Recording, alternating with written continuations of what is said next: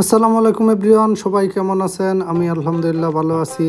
এই যে দেখেন আমার বাগানের পেয়ারা গাছ কি পরিমাণ পেয়ারা হয়েছে দেখেন। বাগানে কিন্তু তুলে দিছি এলাকার ছোটো ভাই অ্যান্সারিরে, কারণ আমার বাড়িতে খাওয়ার মতো লোক নাই। বাস্তব কথা যেটা, আমার ঘরে সবাই চাকরি করে বাহিরে থাকে, বাড়িতে থাকে না তেমন কেউ। দেখেন কি পরিমাণ একবারে বড় ওই যেমনে হয় এইভাবে পেয়ারা হয়ে আছে।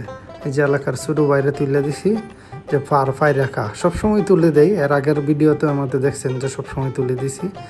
দেখুন কি পরিমাণ পেয়ারা হয়েছে, যে দেখুন এরকম গাছ আছে 4-5টা বাগানে। এই যে এই পাশে দেখেন একটা যুগ যুগ চীনা যুগ বলে আমাদের এলাকায়, আপনাদের এলাকায় কি বলে জানি না। ক্যামেরা নিয়ে এইদিকে যে আপনাদের একটু মালটা গাছগুলো দেখাই। এটা হচ্ছে আমার সফেদা গাছ। সফেদা গাছে আপাতত সফেদা নাই, ছোটো ছোটো হচ্ছে। সফেদা গাছটা মোটামুটি তাড়াতাড়ি বড় হয়ে যাইতেছে। আর এই পাশে দেখেন এগুলা কিন্তু কমলা, চায়না কমলা, ছোটো ছোটো যে কমলাগুলো এগুলা কিন্তু মধুর মতো মিষ্টি একবারে। আর এই পাশে দেখেন আমার এই যে মালটা গাছ, এইবার মালটা একটু কম আসছে। সবচেয়ে আশ্চর্যের বিষয় হচ্ছে মানে এতদিন তো শুধু মালটা হয়েছে, এখন একটা ডালে এইবার জাম্বুরা হয়েছে। জাম্বুরাগুলো মোটামুটি মোটা, কিন্তু এখনও খাই নাই। খাওয়ার পরে বোঝা যাবে, যদি মিষ্টি হয় তাহলে রেখে দিব, আর না হয় একটা ডাল খাইতে দিব।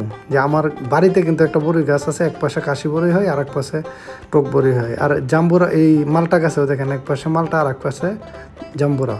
তো দেখে আসলে ভালোই লাগতেছে। এখন মিষ্টির উপরে নির্ভর করবে যে সে কি থাকবে না থাকবে।